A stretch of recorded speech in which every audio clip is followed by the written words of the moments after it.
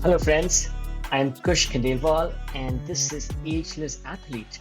A few years ago, I started asking questions that would not leave me alone. Why do some people keep pushing mentally, physically, spiritually long after others burn out or break down?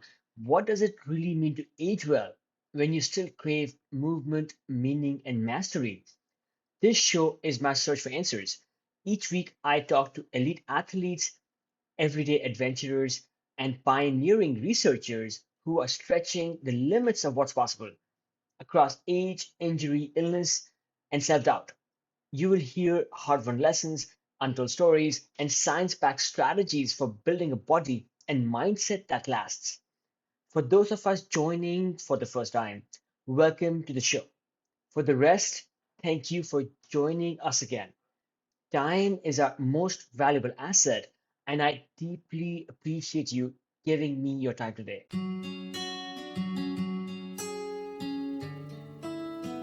Friends, welcome back to Ageless Athlete. This is your host, Kush Khandelwal. Imagine standing at the base of El Capitan in Yosemite in the early 1990s. The nose, one of the most famous and daunting climbing routes in the world, stretches nearly 3,000 feet above you. At this time, no one, not even the best climbers in the world, has reclimbed it. Enter Lynn Hill. In 1993, she not only became the first person to free climb the nose, but she came back to do it in a single day. A feat that redefined what was possible in climbing. This wasn't just a physical achievement, it was a moment that shattered gender barriers, set new standards, and echoed throughout the entire world of outdoor sports. In this episode of the Ageless Athlete podcast, we take you into that pivotal moment and beyond. We will relive Lynn's historic ascent and explore what it means to be at the cutting edge of climbing during a time when sponsorship was rare, the sport was still developing in the US, and women in climbing were a minority. Lynn didn't just ascend rock faces. She broke through cultural and gender barriers in a male-dominated sport. But this conversation isn't just about Lynn's remarkable climbs. As we dig deeper, we uncover the mindset, the discipline, and the sheer determination that made her one of the most influential climbers of all time. Lynn shares what it was like to grow up in the sport, what kept her pushing limits when others may have doubted her, and how she still maintains that passion 50 years into her climbing career. We are 42 episodes deep into Ageless Athlete, and this is the longest conversation we have released yet. However, do make sure you stick around till the end, where Lynn offers invaluable lessons on resilience, longevity, and how anyone, athlete or not, can find balance and purpose as they age. Whether she's talking about training techniques, navigating obstacles, or finding joy in the simplest aspects of climbing, insights will resonate with anyone striving for excellence in their own life. This episode isn't just about climbing, it's about defying expectations, pushing your limits, and living life with purpose. Tune in for an unforgettable conversation with the legendary Lynn Hill and discover what it takes to rewrite the rules and inspire generations to come.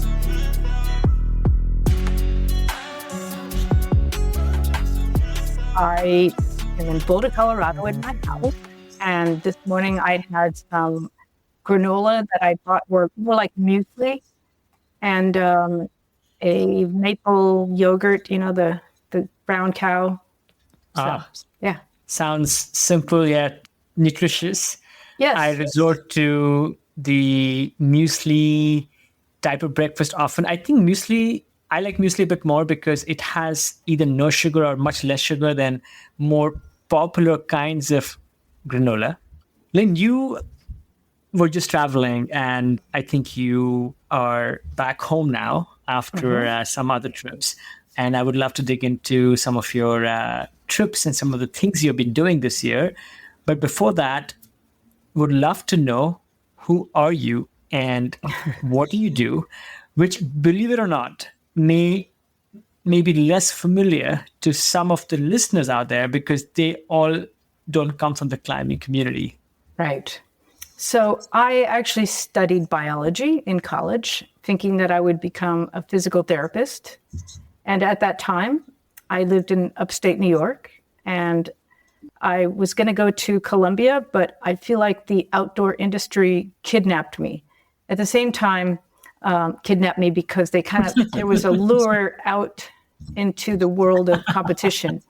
And then it was not really possible to make a living at the beginning because companies, especially US companies, said, we don't sponsor athletes. It was not a thing. The Europeans were getting sponsorship because that was just normal for sports, and they're big sports fans. Like, any soccer game or football, people come with a lot of enthusiasm. And so climbing is a pretty important sport over in Europe, and there's climbing everywhere, and the Alps is just so prominent in their culture that they embraced climbing right away. And so it took a little bit longer for us to develop climbing here in the States, and sponsorship came very slowly and not very big. I would say it's still not big for other than, people like Alex Honnold and Chris Sharman, Sasha DeJulian, and a few people. But, there's a lot of ways to enter the industry now with the artificial climbing walls, which didn't exist also when I first went to Europe. So I decided that instead of becoming a physical therapist, which a lot of people could do, even though it was very competitive to get into the program, and at that time you didn't have to have a PhD or you didn't have to be a doctor of physical therapy. But I still have an interest in the human body, and I did a lot of studying on my own just because I like to understand the function of the body, and it helps for understanding how the muscles work and somewhat the nutritional side, and just to be educated, I think it's good. If you have an opportunity, why not? So I'm glad that I got my degree, even though I never used it, and I never really worked in that field directly. But I think that climbing is an activity that I would say is in the health field in a way, because it's exercise and it makes you feel good. And I think it's the best sport, of course. I'm a little biased, but I just think that the way that you use your body in climbing and the fitness that you have and the strength to weight ratio is all very healthy. And studies show that people that are on the lighter side live longer because your body functions better when you give it what it needs and only what it needs and not too much. We have a real problem with obesity in this country and also a disconnect with nature, which is strange. People come home and they just stay in their houses and they plug into technology or whatever, So the world has changed a lot in the time that I started climbing till now. And next year will mark 50 years of climbing for me. You asked about what do I do. So at first I got some money through winning the competitions. So, and then the organizers, because it was all new, they would invite me and pay my expenses to come. So that was great. And I didn't really need that much money. And, I just climbed and obviously didn't spend a lot on fancy cars and things like that. I just spent money on climbing. Over the years, though, as, it became necessary to have a career, it's not by accident, but I was asked to do a lot of speaking, things like right now, a lot of interviews.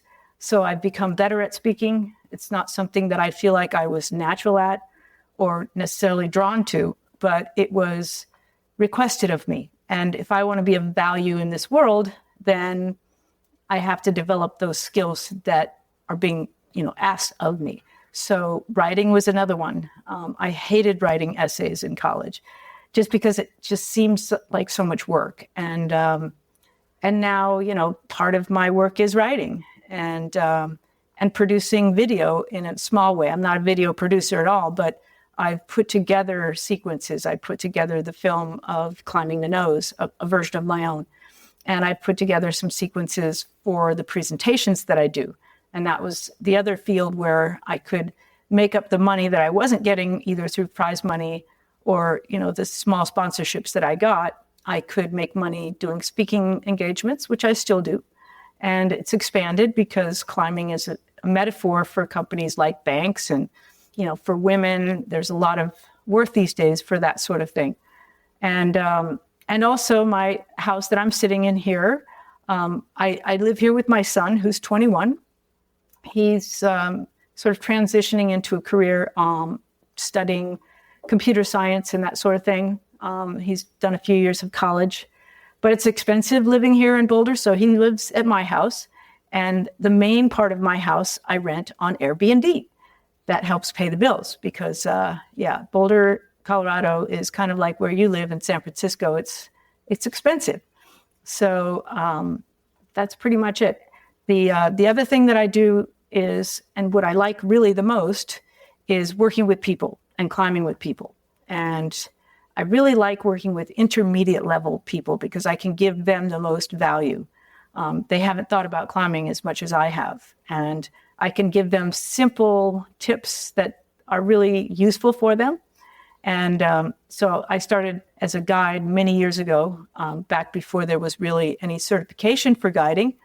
But over the years, of course, when my son was 2, I got my Wilderness First Responder certification. That was a 10-day course. Then you do a test. Then I also did the American Mountain Guiding Association course. That was another 10 days, plus I think it was a week-long course for testing.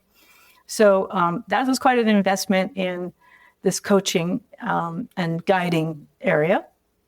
And I really enjoy doing climbing camps. And I'm leaving in a couple weeks to go out to Joshua Tree. I work with a company called Cliffhanger out there, and they've been working out in Joshua Tree for many years. And we've been doing camps. I think it's been probably about 7 years. Every year I've done at least 1, sometimes 2 camps.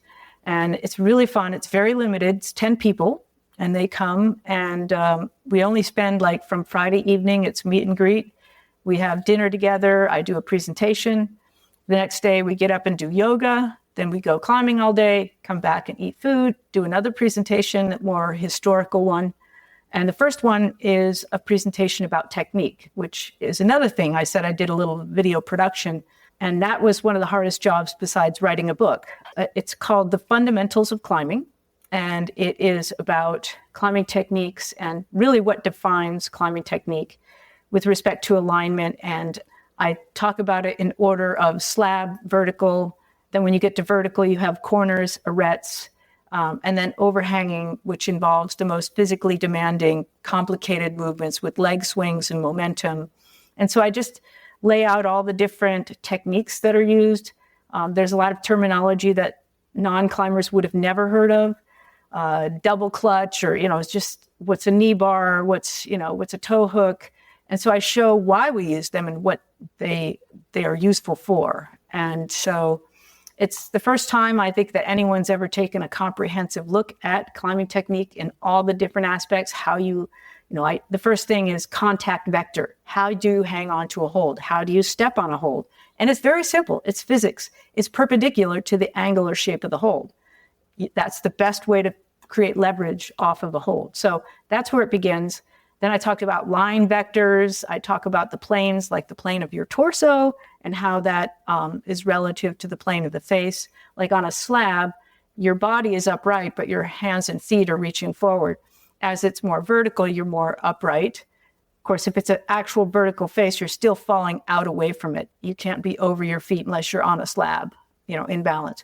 Then on an overhang, it's opposite. You're hanging mostly off of your arms, and your feet are now connected to the rock in that sort of configuration. So that was a lot of work. It took me about 15 years. No, probably it was a little less than that. I started in 2008, and it's all filmed outdoors. There's a few scenes on an artificial wall just because, but I decided that it was more aesthetic to look at people climbing on rock, and the techniques are more useful to show on rock. And so it took me, several years to put that together because I had to define it. I had to come up with a structure. I had to define everything in the fewest words possible because you're watching something and it goes quickly, and you need to have your brain functioning at, that level of when you're watching it, what are the words that you're putting in? So anyway, it was a very challenging job to do, and I'm glad it's done now. And I can use it to show people at my climbing camps. And the trip I just came back from was Waco Tanks. And I bought a piece of property there in 2006. And it was just a piece of land. And I had to do a lot of the clearing of the land. Well, I didn't do it. I hired somebody to do that and put in a septic tank. And now we have a bathroom, 2 toilets. And I have an Airstream that was kind of renovated by climbers on rest days when it was down there. And so it's now very comfortable. We have electricity. Water is a bit of an issue, not just down in Waco, but in the world in general, just water. But it's trucked in, and of course the price keeps going up. So there's water in a big tank, and I try to be conservative about using water anyway, just because our planet is getting really dry, especially in certain parts of the world. Indeed. A reasonable loss for the profession of physiotherapy was perhaps the greatest gift to the world of climbing. Yeah. And you're funny, when they kidnapped you, I suppose they unleashed all this talent that you have and the passion that you built over time and helped you achieve these goals in climbing, Lynn, and have been able to inspire generations of climbers to come. I will admit that I am mildly starstruck. When I first started climbing a couple of decades ago, I believe I had a poster of you, that iconic picture of you looking top down. I don't know what pitch that was on El Cap, but you were somewhere on there. And I think I know which one. I was in what's called the glowering spot in a dihedral in a corner, and I'm stretched out. Yeah, I remember that photo. Heinz Zach took that photo. And that just came together randomly. He happened to be in the valley. Oh, wow. Ran up the trail. I mean, maybe didn't run up the whole thing. It's a long way to get to the top of El Cap. And he arrived there ready to take pictures. I was planning on taking a rest day, but instead we went and got pictures, and it worked out. I'm glad that we have some documented, because even when I did the nose, that was, 30 years ago. And and the nose in a day. The first free ascent was the year before, so that would have been 31 years ago. But yeah, this year marks the 30th anniversary of the first free ascent in a day. And so there was no stuff like what we're doing now with the podcasts. There was really not much emailing going on back then. I think the internet really gained popularity in the early 90s just after that. So I did that in 93 and 94. So yeah, it was kind of early days of that sort of thing. Social media really didn't exist at all. Sure. Just staying with your early years for a moment, you studied biology, decided to, or had thought about going into the field of physiotherapy. One of my favorite climbers, Art, is a physiotherapist. And I think he has this innate way of understanding movement. So he's a climber. He's also a proficient acro-yogi. And he's able to move and sometimes even talk about movement, which I think comes from his excellence as a physiotherapist and the training he went through. Yeah, I'm curious, even though you redirected your efforts into becoming a climber, I wonder if you had some inherent talent for understanding physical biodynamics, which allowed you to be able to, again, reach a level and maybe tap into your limits to be able to perform the way you have? Well, I think for the changing corners on the nose, it's a very smooth face, and there really are no real distinctive holds. There's a few pin scars which I used, but the actual face and the rock was so smooth. But it's kind of like what they've done with the volumes in competition these days, and that was even mentioned by one of the British climbers who retired from competition climbing and said, "I'm going to come to Yosemite and free the nose." And he had not really much experience, and he and his buddy did succeed. But what he said I thought was quite interesting, that the changing corners is like a cop route. They try to make it really complex, and you're just using what I was talking about, the perpendicular faces in this dihedral. So if you don't get the forces right, you're going to slip off. It only takes a couple of millimeters of being off in the way that you direct your force. And not just that, I never thought of that, but yeah, not just let's say an old school comp route, with crimps and powerful movement on a steep wall. You're talking about like a modern day gymnastic boulder problem, right? Where you are pushing and pulling against really big flat surfaces and applying so much compression body tension. That is so true. So I did take what you're talking about, this idea of looking at the rock, and to me it's a puzzle, and I'm looking at the shapes and forms of the rock, and I'm trying to create opposition. That's the whole point. You can't go upward unless you create opposition between your points of contact on the rock. Usually it's in static climbing. This is one of the definitions I find kind of funny, because we don't have static climbing. Climbing means you're moving, but static meaning that you're not jumping, and it's not like a fast movement that requires momentum. When you're using just 3 points of contact in a normal static climbing, kind of slower old school style, you have either 2 hands and 1 foot as you're stepping up to the next hold, or 1 hand and 2 feet as you're reaching to the next hold. So it's a series of triangles, and the harder climbs, they're not very distinctive triangles. Maybe the triangle gets sort of spread out, like they're not efficient. So it takes a lot more body tension. And so difficult climbs generally have smaller holds, bigger reaches, and not ideal positions of where those contact points are. That's what makes the difficulty, generally speaking. And of course, the angle.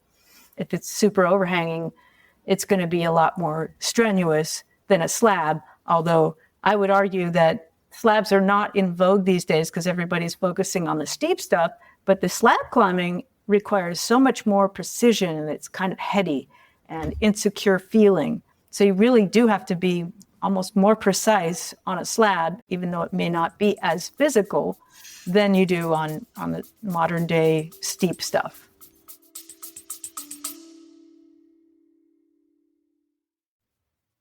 I've been thinking a lot about energy, not just in training, but in recovery, in focus, in how we age.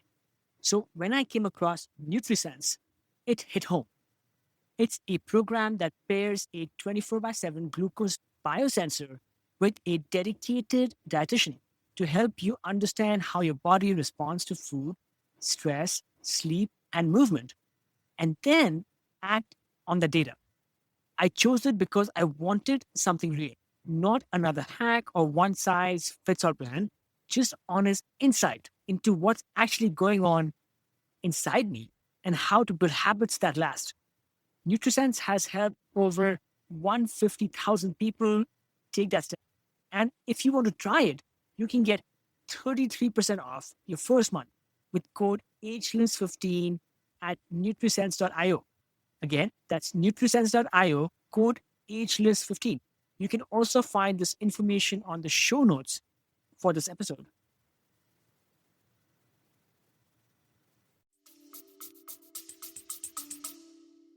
Absolutely. And yeah, it is so cool on how you're able to help me visualize, but then also, yeah, compare and contrast the movement that you went through while doing the first ascent of the nose and First free ascent, and then later the first free 1 day ascent.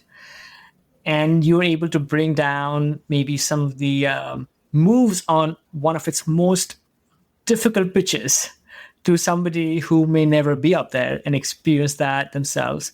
I think that picture of yours and the emotion that that picture evokes. Kudos to obviously to your climbing, but also to Hein Zach, who captured you, also captured some of the most iconic imagery that came out of that era of climbing and of El Cap and Yosemite for sure. I want to actually ask you this question because, like I said, there are many listeners to this podcast who may not be as well versed with big wall climbing or even climbing per se. So they may have difficulty understanding what is it that you actually accomplished, which turned the world of climbing on its head and is still talked about with a lot of reverence. I was telling my girlfriend last night about the fact that I was speaking with you today. She is relatively new, but an excited climber. She's been doing it for maybe a year and a half. And I was trying to explain to her, what free climbing is and what aid climbing is and how what you were doing is in some way similar, but also different than, let's say, some single pitch climbing that we were doing recently at a sport crag. So would you humor us? Let me first of all Yes. explain. So free climbing is just rock climbing, or if you're on an indoor wall, it's just climbing, right? They confuse everybody with this free climbing thing because it's not without a rope. Free soloing is without a rope. Free climbing is just climbing. Aid climbing is when you use your equipment to get up. You're not really actually climbing up the rock. You're using your equipment. So it's pretty simple. Free climbing is rock climbing. Or if you're indoor climbing, it's just climbing. And if you fall, that's considered aid. If you hang on the protection halfway up, you didn't actually get credit for doing that route. So it's a pretty simple definition, go from ground to top without a fall. You can fall many times in your practice, like a gymnast would. They practice each of the moves and then they connect all the moves in one routine. And they try to hit it perfectly to get the best score. That's who wins in gymnastics. Well, for us, it's a little simpler. You can climb it any style in your personal dimensions that you want, as long as you are climbing and not using the aid of your equipment to get to the top. So red pointing was a term that they used a long time ago when you've worked out the moves on the climb or worked the route, and then you put it together. But red pointing back in the day was when you had your equipment in cracks, like on El Cap, you have a lot of cracks and you have to carry a lot of heavy gear.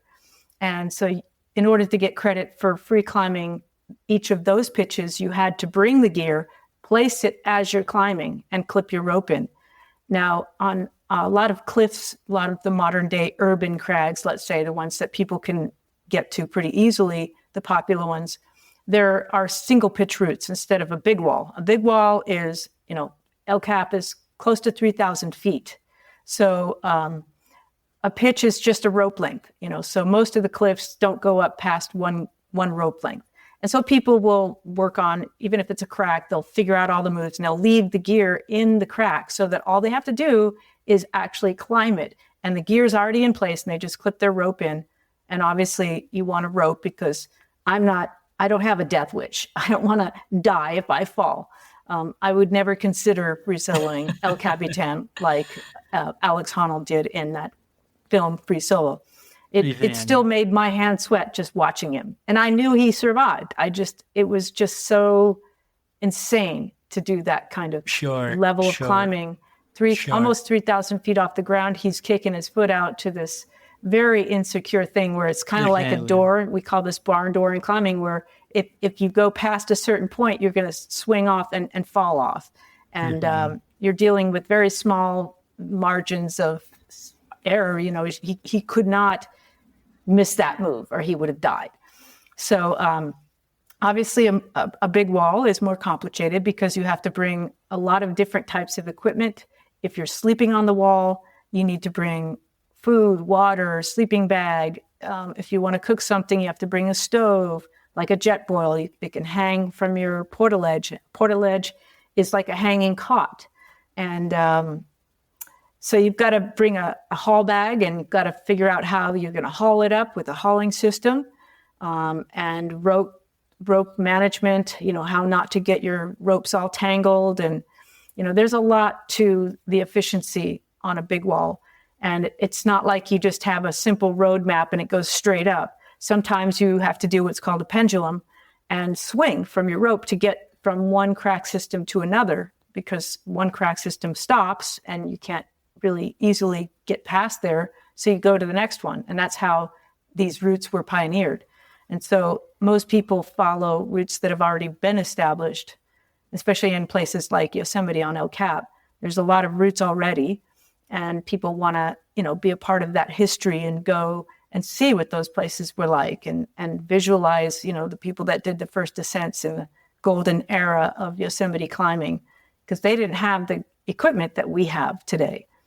And so, they were dealing with these big, heavy pitons and hammers that they had to hammer in. And obviously, you can't make fast progress with not only all the weight, but you have to have two hands free to hammer in a piton. And in free climbing, we have devices that you can hang on with one hand, take your piece of equipment, and you evaluate what size crack it is and what protection you need. And that's another organizational thing. You have to organize your equipment on your harness or on a sling around your shoulder in the order that you're going to need it, so that it's easy to reach. And so you hang on with one hand, you put your protection in, and you clip in. And so that's called traditional climbing versus sport climbing. Sport climbing is where you clip into bolts that are already pre-placed. No, you don't have to worry about placing the protection in the rock, because someone decided where it needed to be, where you can hang there, take your carabiner, it's called a quick draw. You clip your quick draw into the bolt, and then you clip your rope into the carabiner on the bottom of the quick draw.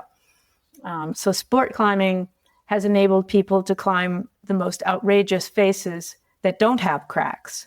And so some of the hardest routes in the world, probably the majority of them, are sport climbs. And now with the competitions that you see in the Olympics, the style of climbing on artificial walls is a whole nother style. I would say that watching the bouldering in the Olympics or on the World Cups, if you watch them, it's fascinating to me. But it's more like parkour. They're doing it's beyond gymnastics. They're doing parkour on these walls, and they're not just hanging on to something that looks like the routes that we climbed that had edges that were natural edges on the rock, or pockets. Like in limestone, you have these solution pockets that you can get your fingers behind them, which means that you can be on the most outrageously overhanging faces and have an in-cut hold that will enable you to hang on this kind of steep face. So, that was something that I was initiated into when I did the competitions, because I was invited to France at first, Italy and France, and there's cliffs everywhere near the comp. So before and after the competitions, we would go climbing on the limestone, and that was so different than anything that we had at the time here in America. Sure. Lynn, thank you for walking us through the basics of climbing. I am sensing you've had to explain this many, many times over your long career. I sometimes wish that I could go back in time and come up with better terminology on what is climbing. I sometimes like to think that, the type of climbing we do with ropes when we are free climbing is maybe more akin to, let's say, regular climbing. And then aid climbing is this really one, let's say, more obscure niche. And then free solo climbing is an even more outlier type of climbing. But because these terms were invented by climbers for mostly other climbers, they can be confusing to the world at large. So Indeed. Appreciate you walking us through not just about these terms, but also what the world of climbing opens up, the places, the stones, the landscapes. Sticking with your free ascent of the nose, it's just so hard to not spend a few minutes on it because, like I said, many of us who grew up in that era climbing, and even people who have started climbing more recently, they learn about that as part of their early education. Mm-hmm. And I think that allows people to be inspired. Can you help us understand, Lynn, what did you do that was so particularly remarkable, groundbreaking for its time? So at that time period, there was not a lot of interest in sport climbing by a lot of the traditionalists here in this country. When I went to France and discovered the competitions and the limestone, my whole world opened up because it was something I really enjoyed. And I knew that it was kind of controversial in America. So one of the first cliffs that was developed with bolts was in Smith Rocks. And when we say old school crag, it has a lot of meaning, but what it means in the case of Smith Rocks is they tried to make the bolts really far apart so that they were a little bit scary, so that the traditionalists wouldn't call you a lightweight or whatever because you had bolts. You know, they conceived, you know, sport climbing as something that was too safe or something. You know, oh yeah, that you're not risking anything. So, you know, sometimes like this one, the latest Rage, you have to stand out for the first bolt and climb up a little bit just to get to the first bolt. And if you fall, it's quite a fall. It's like 35 feet to the ground, you know, because you go down this hillside. So people now have stick clips and they, you know, have found ways around it. But the point being here is that I discovered sport climbing, knowing that a lot of the people and the areas that I'd grown up climbing in Southern California, Yosemite, that they didn't have that same viewpoint. They didn't have that experience of knowing what you could actually do on, you know, cutting edge level climbs. So back then, I did my first 514 in France because we didn't have 514 in America. So people didn't understand what was possible.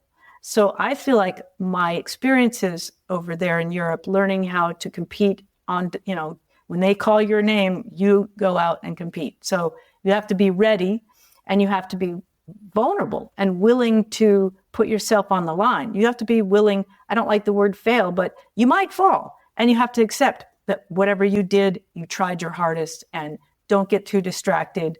In fact, I was actually encouraged by the crowd clapping. It made me climb better, I think. I mean, it's nerve-wracking to be performing in front of people, but you get used to that too.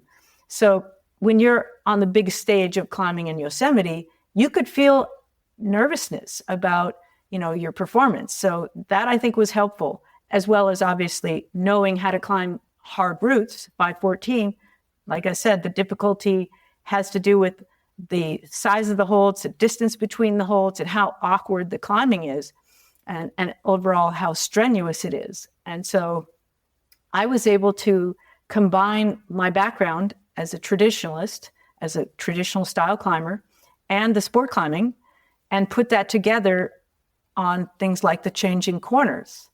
And the last pitch, which is kind of an interesting, more, you know, physical, overhanging kind of climbing.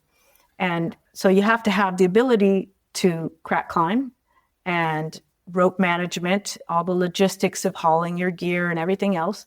And you have to be able to climb at a high level, about 2,500 feet off the ground. The Great Roof is almost 2,000 feet off the ground.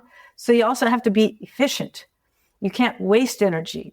Even if you're strong, I've seen a lot of people they're super strong and they're actually their own worst enemy because they don't know how to relax. They'll just, they'll try too hard and then they're just pumped. They're gassed, you know, after only a few moves. I saw that with people like, you know, even Ben Moon, who's the inventor of the moon board. He's a super strong climber, always has been, and still is actually. But he would get nervous and you could see he just like overpowered moves that he didn't have to try that hard on. But, you know, people's physiology, as, you know, we discussed earlier, understanding muscle types, I now understand, of course, that he has more fast twitch muscle fiber and he's set up for powerful climbs. He's not an endurance guy. Whereas that's the opposite. I am more of an endurance climber and an endurance athlete. I did other sports, before I got into climbing. Like as a kid, I was a swimmer. And in order to win prize money for something that wasn't really climbing related, but I got invited by a famous woman climber named Beverly Johnson, who is one of my role models in Yosemite. And she invited me to this televised competition. And I realized that they had some running events in it. And I was not a runner. I was a rock climber. Rock climbers don't do anything but hike. I mean, we put packs on our back and hike up hills, but it's a lot different than running. So I, learned about running and how to train, for endurance and how to peak before a competition and all of that kind of stuff. So that was useful. So I put basically all of my skills of climbing for, I think at that point it was 20 some years. And the route that I chose was probably the most famous big wall climb in the world. El Capitan is the biggest formation in Yosemite, and it's right there. You can walk to the base in 20 minutes. So, the tourists will drive down the road and just usually look, or they'll stop and park and walk out into the meadow and use binoculars or just look at the specks of climbers on the wall. For me, growing up, especially in California, Yosemite was always just a special place. It's one of the most beautiful natural wonders that I've seen in the world. And I loved going on camping trips, and, I loved the nature of just being outside and camping. But when I came to Yosemite through that Wawona Tunnel the first time and just you see El Cap for the first time, it was just mind-blowing. It has a great significance in our history and also just the whole story of the development of the gear and the vision. The Golden Era climbers, that was a big, big thing to try to do a first ascent up that wall because nobody was able to really rescue them then. I mean, if they got stuck because they were in uncharted territory, like maybe they got stuck and they couldn't get back down, or, who's going to rescue them? Maybe the handful of climbers that were their friends were the only people that could conceivably rescue them. But fortunately, climbers are very inventive, and they've found ways of managing themselves and bringing the gear up with all the equipment that they had.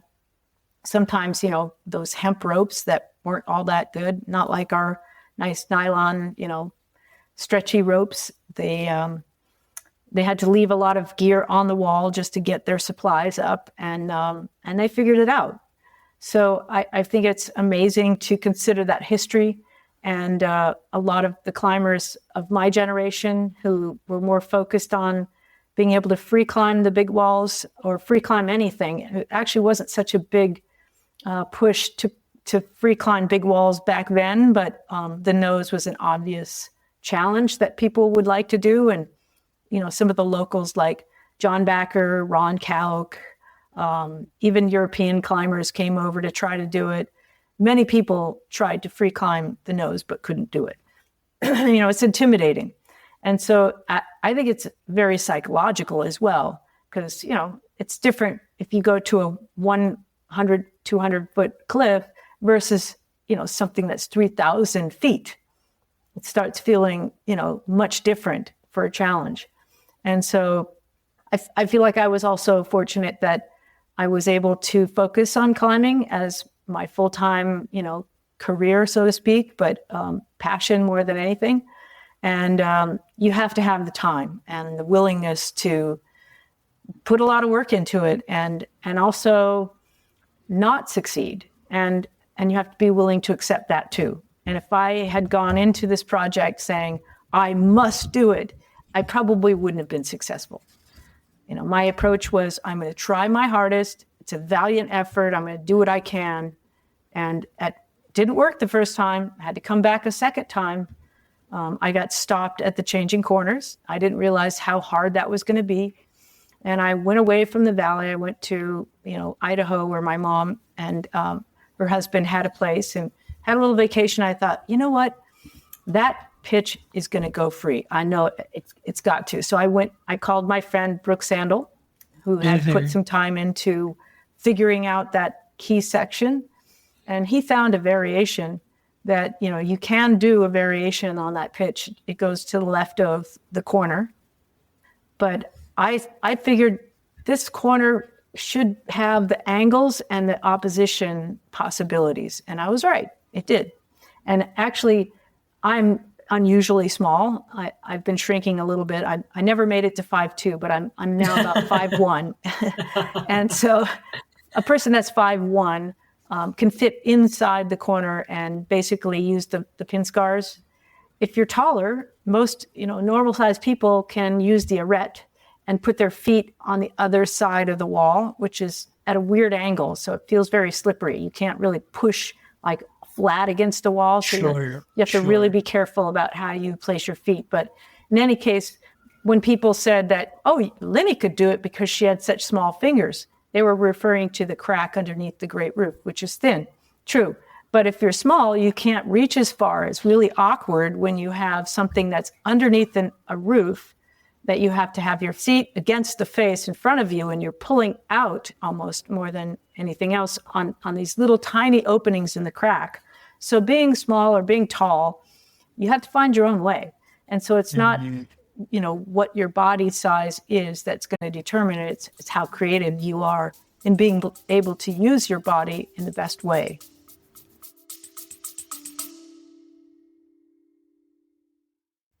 Friends, it means a lot that you're here. I pour a ton of heart into the show. The research, the interviews, the editing. It's all me, trying to share stories that matter. If Ageless Athlete has ever made you feel seen, inspired you, or just kept you company on a long drive, or better, over a run or a bike ride, I would be so grateful if you considered supporting it. Even a small amount helps keep it going, helps keep bringing the show to you for free. You can chip in at buymeacoffee.com/agelessathlete. Again, buymeacoffee.com/agelessathlete. You can find the link on the show notes as well. Thank you for listening and for being part of this. Lynn, I want to ask you a couple of things about how you prepared for this goal. It feels like you had this sense of confidence in yourself combined with quiet determination. Sure. Plus this reverence and awe of Yosemite, the El Capitan, the most striking face or feature of El Capitan, which is certainly, the nose, which is, it just catches your eye, which are perhaps what drove you to try to free climb it. And it also seems that you brought in a lot of your innate gifts with athletics, with, I believe, your background in gymnastics, and your ability to succeed in sport climbing. And you were able to put all of those things together. You mentioned you had Beverly Johnson as a role model. Mm-hmm. One thing I wanted to ask is, and I've seen this over the years, where climbing, I think, is a very inclusive sport. However, men and women sometimes have to find their own ways. And these days, at least at cliffs in North America, you often see all genders being represented quite equally, may I say. But back then, please correct me, it seems like you were in this cohort of people like Ron Koch and others who were mostly men. Mm-hmm. And here you are, and forgive me, but you were this slight female and hoping to accomplish something that the others were trying but had not succeeded in. And I'm curious, one is the support you got from the community, and also on any other, let's say, fears, demons that you had to also accomplish? But because again, you were hoping to do something that nobody had done before, male or female. One other thing I want to just throw out there, which I've heard you speak before, which is, of how, let's say, some particular body attributes you had allowed you to succeed, where, let's say, other people, bigger men, had not. And in my mind, it seems like there is some diminishing of your talent and hard work because, well, you don't hear of Adam Ondra's long neck being his secret weapon when he went on to climb the world's first 15D. And you don't hear about Chris Sharma's tall stature, which allowed him to climb biography. So I'm just wondering, how do you react to that? So yeah, first part, like, would love to hear about like how the support came from your fellow climbers as you were hoping to kind of step over them in a way to become the first free climber off the nose. And then secondly, and how you take to this attribution of this incredible ascent to something that Well, you had, others did not. I'm going to start out by quoting from a Boreal ad. I was with John Backer, and after I did the first free ascent of the nose in 1993, he said, "Oh, let's go back and we'll just hike into the top, which is not an easy hike; it's long, and we'll take some pictures." So he took that famous picture looking down El Cap, on the nose. I'm, in a sort of squatty position. It's like one of these overhanging bulges, and we were joking, and the ad said, "Someday some guy's going to free the nose." And then at the bottom, my quote is, "It goes, boys." And so that was supposed to be a little jab at the fact that the assumption was it would be a man. And so here I am, a woman saying, "Hey guys, it goes, it's possible." And so that was something that a lot of people, climbers, particularly non-climbers, don't really get this goes part. They don't know that it goes means that it goes free. It means it's possible to do.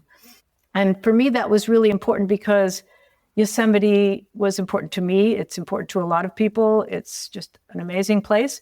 And there were not very many women that did first ascents or first free ascents at all in the valley. And, even in Galen Rowell's book, in the introduction, he said, I make no apologies here. There's, very few women because there simply were no women doing significant ascents in Yosemite during that time period. The Vertical World of Yosemite, I think it was the book that I'm referring to. So I was pretty disappointed. People like Beverly Johnson, who I mentioned earlier, she was my role model because she did do some significant things. She did a 10-day solo of the dihedral wall all by herself, leading. She had to rappel down, get all of her gear back out of the cracks, then haul all of her gear. She did it all herself. She also did a first ascent with Charlie Porter called the Grape Race, and that was a first ascent, and she wasn't in the book. So I think that was part of the culture back then. It was a guy's world, and I think that didn't help the development for women. So I felt like I could be somebody that would help shine the light on the fact that, hey, this is a great sport for women. And it's proven to be the case. If you look at the level of climbing now, even on the boulders, which you would think would be favoring men because of the power involved, and being taller probably helps for certain types of boulder problems, but actually some of the hardest boulder problems in the world are done by people that are like 5'7", maybe 5'8", but they usually have like a +4 ape index or something, super long arms. But strength to weight, the grace that women have, the strategy, that's a mental thing. So neither gender or any gender would own that. It's just, it's open for interpretation, like, a piece of art. It's it's a personal thing. Sure. So I think that that was a big motivation for me to prove that a woman could do something at that time, because I knew that our limits were in our heads. I knew that there was a lot further to go in climbing, and that we were at a pretty high level. It all felt hard to me, like 514 felt really hard, felt pretty maximum. But I knew that people one day would warm up on 513. I remember thinking that about 20 years ago. I thought, these holds are big. There's no reason why 513 should be that hard. And sure enough, now, that's easy for people that are, like the Adamondras and, Chris Sharma. They could pretty much warm up on 513. And, it's not hard for them. So it was all just, how you view things and the story that you tell yourself. That's most important. So I told myself a good story, and I believed it. And I thought that this climb was somehow my fate. And I could try harder, because I knew I wasn't doing it just for me. I was doing it for something bigger. I could try harder, and I could try to the very end, So my preparation was, I did do some running. I ran pretty fast for like an hour, not every day, because I was climbing also, and I would do big climbing days, although never as big as actually the number of pitches on El Cap. So I did like 30 pitches. Well, 20 pitches usually. But there were harder pitches, and I tried to do everything on site and not waste any energy. Just follow the flow and soft grip, don't over grip, just kind of just be graceful. And I did a couple of routes to prepare for that. I did one first pre-ascent in the Verdun Gorge in France called Mingus. And, my friend who I went back to El Cap in 2018 and 2019 with Nina Caprez, and she went back to the Verdun and did that route. And she wrote an essay, I think, for Arc'teryx for one of their blogs. And she was very impressed by that, because I did it on site. And I did the first pre-ascent on site. I was supposed to go with Patrick Edlanger, but he backed out at the last minute, probably because he felt like it was going to be hard for him. And this is funny, because my little fingers might have been good for that, because there was a small, I don't know if it was a pocket or something, but he had very thick fingers. He definitely couldn't have used what I did. And I went back with my friend Pietro Del Pra, he's like 6'1" or 2, and his fingers are also, climbers get thick fingers because your tendons grow from all the stresses of climbing, hanging off of finger pockets and small edges. And he couldn't do that move at all. The crux pitch is pretty low down on the route, and he just couldn't do it. He couldn't make it work for him. So I was like, wow, that's pretty interesting, because when I was in that mindset, I was just fully engaged in what I was doing, and I had no perspective of how hard it was. And so when I went back to the nose in 2018 and 2019 with Nina, I realized how hard the route actually is. Yeah. Lynn is, again, so fascinating on this inner conviction you had as a younger person. And also what you said, which, struck with me, where you talked about hoping to go out there and do something, not just for yourself, but for a greater cause. And it seems to me that when one so deeply believes in something, often can manifest itself. Yeah. I just think that most of us are not able to ever dream that big. And maybe everything conspired around you at that time to allow you to think so grand and literally give yourself permission to go out there and achieve this goal. Moving on a little bit, Lynn, when you and I were exchanging emails trying to schedule this conversation, one of our exchanges was when you were just in Paris. You were there watching this beautiful event take place. And watch the world's best climbers compete on a global stage. So this is only the second time we've had climbing in the Olympics. Not too long ago, you were at the top of the sport and also excelling in competition climbing. What was it like to witness climbing take place in the Olympics? And I'm just curious, as you were watching the event takes place, it was so well done. How does it feel like to have shaped this evolution of the sport and how far it has come?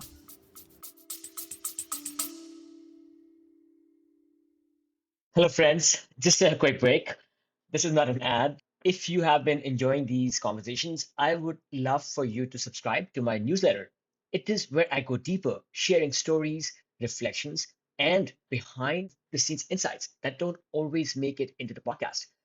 I write about what I'm learning from elite athletes and how to stay ageless in body and mind.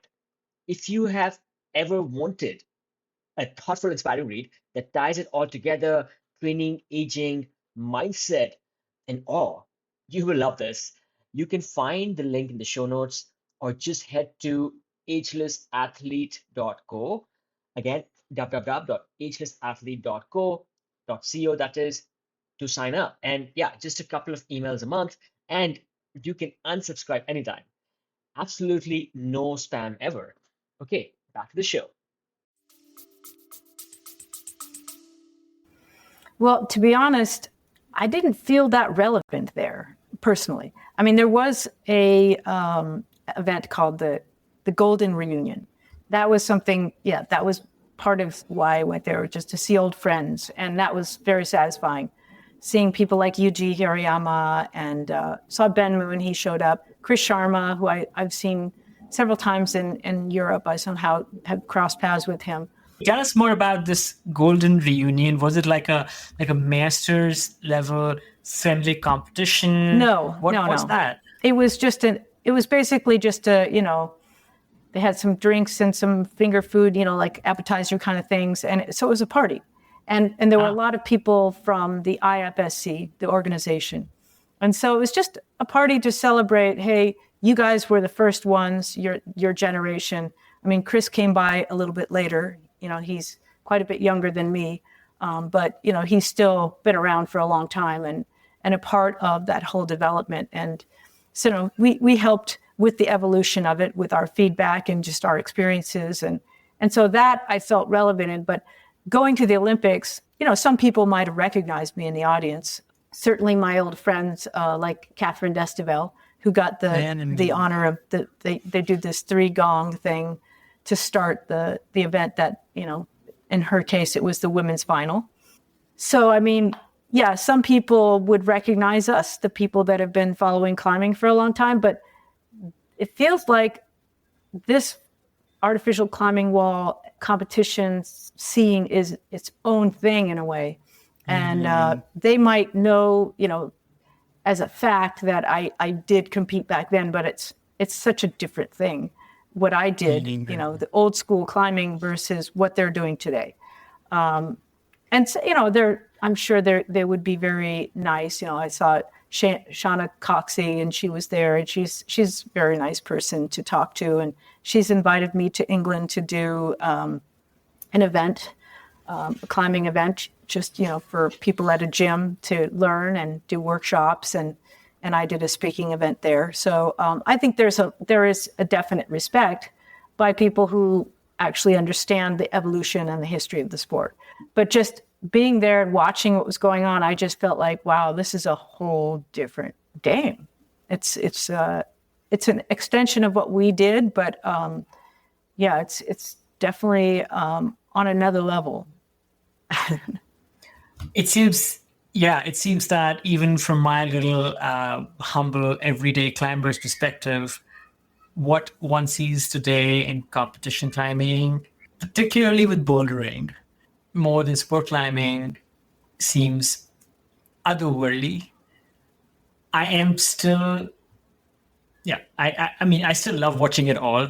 It seems like the discipline and the training and the practice that people put in towards that kind of performance is very specialized. But I'm sensing that, you were watching this event take place, and sure, when you were competing, it was a different event, more niche, but it was still part of this history that Sure. would not have happened had you and Catherine and like all of those people not laid the foundations. So, well, then again, I mean, thank you for putting this foundation in place, because the world would not have had climbing in the Olympics had that not happened. I would have preferred to be more involved in some kind of commentating or explaining a little bit to the public, but the format wasn't really set up for that. And the IOC, the International Olympic Committee, they don't really understand climbing. They think that speed climbing is the thing because it's fast and it's easy to understand. It's whoever gets to the top. And the other, I guess, bouldering and rope climbing is not so obvious to them. So I think that they could have used a little bit more explanation, but there wasn't a lot of time. It was really just, the event was about watching these people perform. And there was a couple of people, I think there was one commentator there that would give a little bit of background about the climbers, but I think it's still early in the history as an Olympic sport. So in the future, I would hope to have some people that understand who the people are, a little bit of their background. Let's understand who these people are and what they've done to train. Yeah. And, just little clips, video clips. So, since I was there live, I didn't have the luxury of seeing like whatever they did, in the post-production of it. And they might have done more of that, like here's whatever, Toby Robertson, what did he do? I've seen some videos now, but I would have liked as a spectator at the Olympics to see more about the people and have more explanation of why a move was hard and more visual. Like if you were in the audience, the cameras weren't showing close-ups of their face and the holds. They could have done a better job, but I think they will. Just like, when I first started competitions way back when, they didn't even know how to organize the event at all. I think it's going to get more and more interesting, and I think people will really appreciate it. I think it's on the same level of interest, especially for me, as gymnastics. I mean, gymnastics is awesome too. I think that's one of the most watched sports on the Olympics, or in the Olympics. So I think climbing has a great future in that realm, as well as for the everyday people that, are recreational climbers. They go on trips whenever they can and weekends or whatever time they have to go. And it's a whole different experience, but that's an area that's growing as well. Yeah, regardless of some of these, let's say, presentation hiccups that could be, and I'm sure will be improved upon over time, it is still, there's still a bit of pride. And if nothing else, I mean, I can talk with my family now more, or friends who don't understand climbing, and, they will be like, yes, okay, you're right. It's not as crazy and as, funny a sport if it managed to find its home in the Olympics as well. Lynn, you spoke about, some of your creative, let's say, talents with writing and speaking. I read Climbing Free again in my early, halcyon days as a wannabe climber, and deeply inspired, loved every bit of the book. The first part of the book, though, you open up the story. So, to be honest, I've forgotten most of the book, right? But I believe the beginning of the book, you speak of this accident that you had while climbing, that you managed to survive and leave mostly unscathed. And I think post-accident, just a few weeks later, you were, I think, again, back to your prior best. So you had at least a month, 1 month. No, actually, maybe 6 weeks, because I dislocated my elbow. Oh, wow. Okay. So you fell on this tree, you took an 80-foot fall because this figure eight. I'll explain it. Okay. I was approached by somebody who'd just seen me at a competition in Munich, and she was asking me many questions. And I was going to tie a bowline knot in my harness, and I noticed my shoes were off to the side, maybe 20 feet away. And it was the first climb in the late afternoon. We were not even going to climb, but might as well do a few pitches before I was going to take my partner to the airport. So I had a lightweight jacket on. I go over to get my shoes. I put my shoes on, and then I come back to the base of the climb, and it's a top rope. And I decide that I'm going to keep my jacket on because it's easy for me. So I just wipe my shoes off, and I start climbing. But when I started to tie the knot, when I went over to walk over to get my shoes, all I did was put the rope through my harness. I didn't have any figure eight or anything on the rope. It was just through my harness, but the jacket was covering my knot. Of course. So I didn't see it. My partner didn't see it. And because it was a top rope, the rope went up with me as I climbed. I got to the top, and he was talking to the same person that was distracting me when I was tying my knot, or should have been tying my knot. And so I decided to pull and snug the rope myself. And all that did was pull the rope out of my harness. And I looked over my shoulder. The only thing I remember about this was the leaves of the tree. So my instincts were to roll over and grab a tree branch for dear life. And that's how I dislocated my elbow, but that saved my life. Oh, wow. And where I landed was a miracle that I didn't have more injuries, because there were a couple of rocks nearby and tree roots, which did cut my the top of my pectoralis muscle, but it's not that bad. And the dislocation, it might change the tissue in my elbow a little bit, but it's not that significant. So I got off scot-free. Well, pretty close to. But they did have to lift me to the top of the cliff, and they helicoptered me to a hospital in Marseille. They did some CAT scans. They obviously reset my elbow, and I stayed there for 3 days, and then I went home.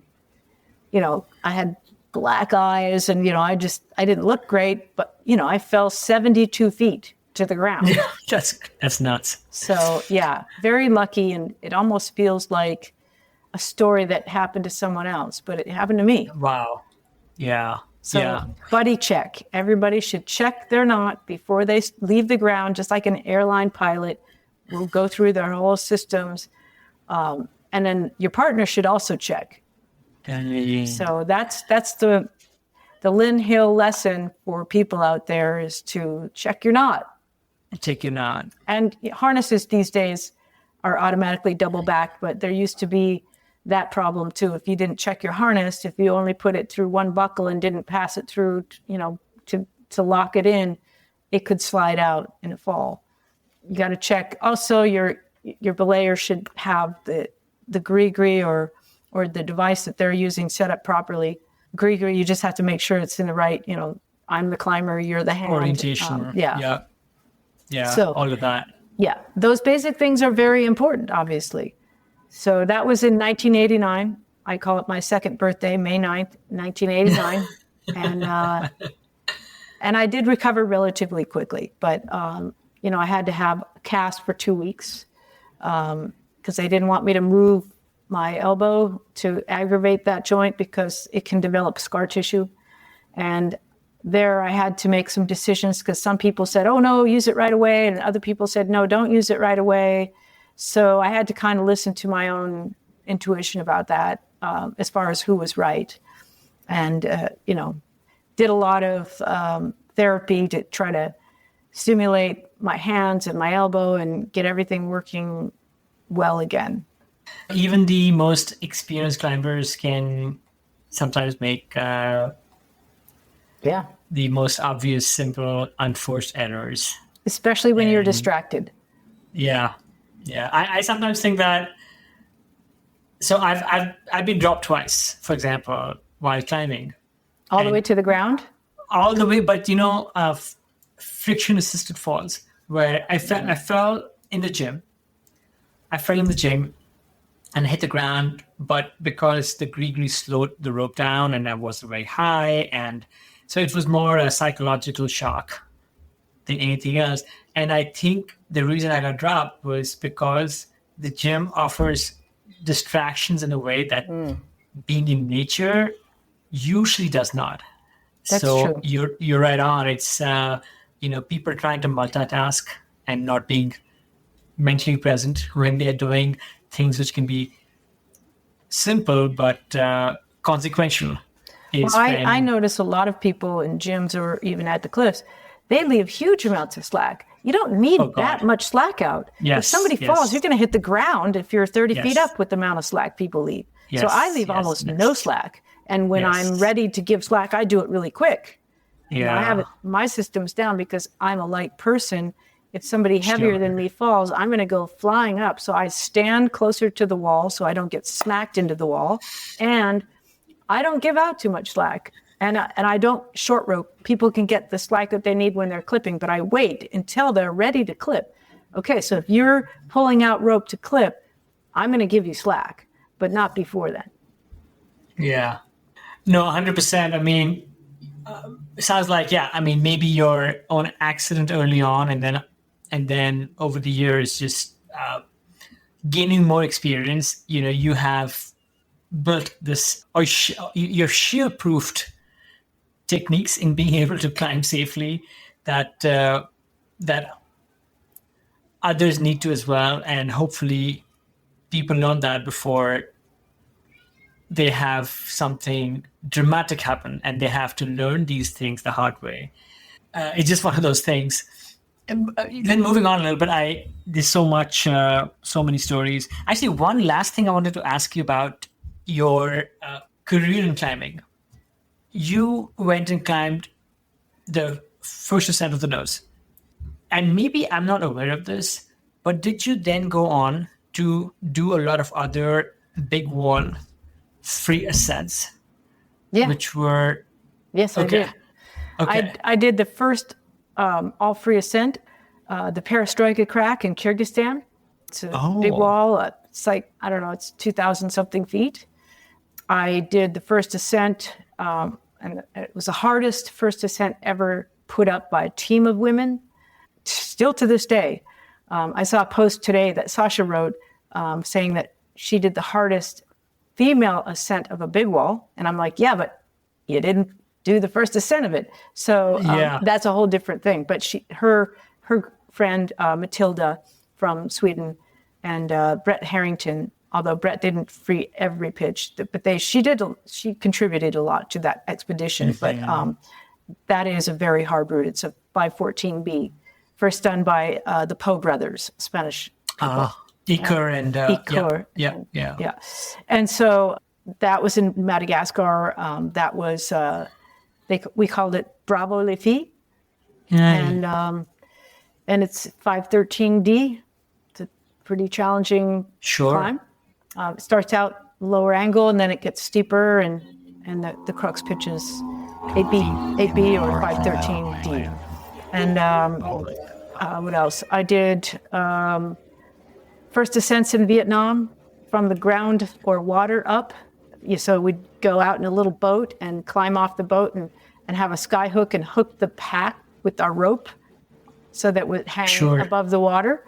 And the yeah, rope was in the pack. And so we'd lead self-belayed in that case with a special system and an adapted gree on my chest. And that was pretty scary, actually. One time they dropped me off on this wall, and the route's called Dragon Lady. It's out in the middle of Halong Bay. And they went to, another formation somewhere else. I couldn't see them. And then they just came back to pick me up at the end of the day. So if I was hanging upside down unconscious, I would have probably died. But I didn't. I was very, as careful as I could be. But, bolting ground up is a whole different game. It's not like you get to start from the top and just put the bolts in. You're starting from the bottom, and on limestone, you climb and you place a hook.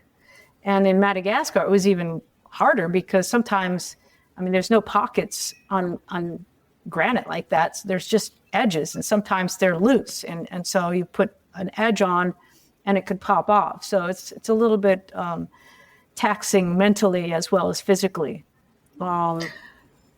And then Sasha and I did a new route last year in the Flatirons. Yeah. It's called the Queen Line, and it's 3 pitches. And it's, again, it was complicated because it goes up and it traverses. The last pitch is overhanging and traversing. And so, bolting it was kind of a whole nother I bet. challenge. Yeah. Yeah. Lynn, I'm glad you brought this point about some of your big efforts where you teamed up with other climbers. Some of the stories that I've heard about those ascents more are with you and sometimes younger climbers. Sasha D. Julian is one of them, Nina Caprez. And I could be totally wrong here, but I feel like many years ago, you may have also teamed up with Katie Brown. Yes, I did. For another big wall adventure. And I'm sensing when you are doing these climbs with some of these women who are much younger than you, there is a lot that these climbers who are equally accomplished in their own right, but they're also learning from you. And the learning could be all kinds of things. It could be right from like big wall technique to maybe things like, I don't know, longevity and passion for the sport. So would love to hear from you on, what are some of those things that you feel you are teaching them that the rest of us can also learn from? Well, when you say longevity, I think that's a really good point because I love to climb and I don't ever expect to not climb. Maybe if I'm super old, I won't be climbing anything too extreme, but, look at Fred Becky. He was always getting out there and climbing. And he was, at the end, it was really hard for him to do that. But I think to climb and to be healthy, make good decisions, take good care of your body, and stay motivated. Sometimes you get caught in a rut, maybe with work or some distractions and things that you have to manage, but it's important to make time also and think about like the next trip in those moments and say, okay, but I know that in whatever X period of time, I'm going to go to this place I've never been, or I'm going to do this climb. It could be even in your own backyard, literally like, with the climb that I did with Sasha. It was because she invited me to go to Mexico and it wasn't the right time. My son was graduating from high school and my stepfather was sick and my mother was very stressed. So I said, no, but let's do something in our own backyard. And I think that's underestimated by people. They think that to have an amazing experience, they have to go somewhere exotic. And that's cool to go someplace like, go to Greece or go to Kyrgyzstan. Or Madagascar. Yeah. I mean, that was an opportunity back in the days, where there was a show being produced about it. So, I didn't have to pay for it, obviously. So that was an opportunity to go and explore a place that it would have been a lot more complicated to do all on my own.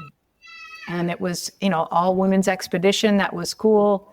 And I think it was a really interesting challenge for all of us because, Beth Rodden was on that trip and it was before she had done any real trad climbing. She'd hardly done any multi-pitch climbing. She'd done 159 plus in Smith Rocks that was multi-pitch before this trip to Madagascar, and essentially no trad climbing. But after Madagascar, she was motivated, and that's why she ended up going to Yosemite, meeting Tommy Caldwell, and then her history took off from there. And I read her new book, The Light Through the Cracks, I think. I might get that.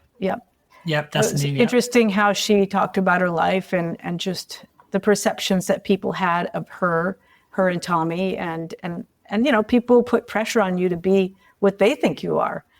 And so she kind of just went along with it. It sounded like in some of the stories that she wrote, but I'm really happy for her. She seems like she is happy with her family now, and she does what she wants and is enjoying her life. So I think she surprisingly is more into bouldering than the big walls, but I can understand where the kid, it becomes easier to go bouldering for logistics, especially if you want to take your kid along and you have friends that can kind of watch the kid while you're doing a boulder problem. So it's a lifestyle that works better for a young family. Lynn, you offered mentorship in a way as well to these young athletes. I'm curious, what were some of those things perhaps that you were also getting back, besides obviously the partnership, the camaraderie, and yeah, the laughs and all of that? Were there things, these missions that were allowing you in succeeding as a climber, as an individual, as a just as a person? Absolutely. I think that if you're in sort of a teaching role, you're learning as much as what you're teaching to another person. And we're both learning and exploring, or whoever's in the, could be more than one person. And there's always human dynamics, how you deal with challenge, how you reflect on that later, and how that makes you feel about the next time you're in a situation like that. That's where you learn the most. Like if you've had a disappointment, you kind of review it over your mind, like, your quote failures, or maybe your disappointment that you fell at a certain point. You can learn from that and break down the experience. And I think that that's really valuable. But also just from the ego standpoint, just how you accept yourself and how you balance out the relationships. Like, I think it's really important to have give and take in life in general. You can't always be on the taking side. People that have too much, they don't necessarily give back as much because they don't have to. And I think that makes them unhappy people.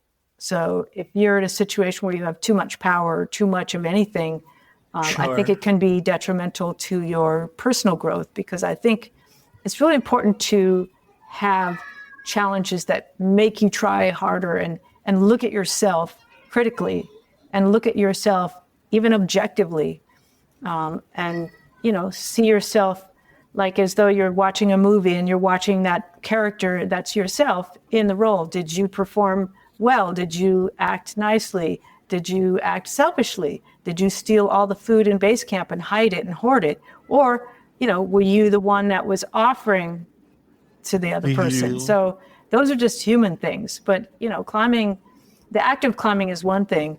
The experience of climbing is more entirely integrated with all these other aspects. So I think that for me, climbing has been a way to learn about myself and the world and other people, and try to be a better person and try to be more humble and gracious and giving back in some way. Absolutely. I can't agree more. In those situations when I'm called to help a person learn how to climb, maybe go out with some newbie climbers. And it's funny, I was speaking with Heidi Woods recently, and as you know, Heidi also runs these trips. And one of the questions I was asking Heidi was something similar, which is how she stays inspired and impassioned of climbing. And she says, what she told me was like, these trips when she's guiding and teaching, sometimes, yes, of course, it's just like relentless work, but it's a gift back to herself, because the energy and the zest and things that her cohort brings keep her keep the flame alive and keep the magic going. On that note, Lynn, you have been climbing now for 5 decades, like you said. Congrats again on this consistency.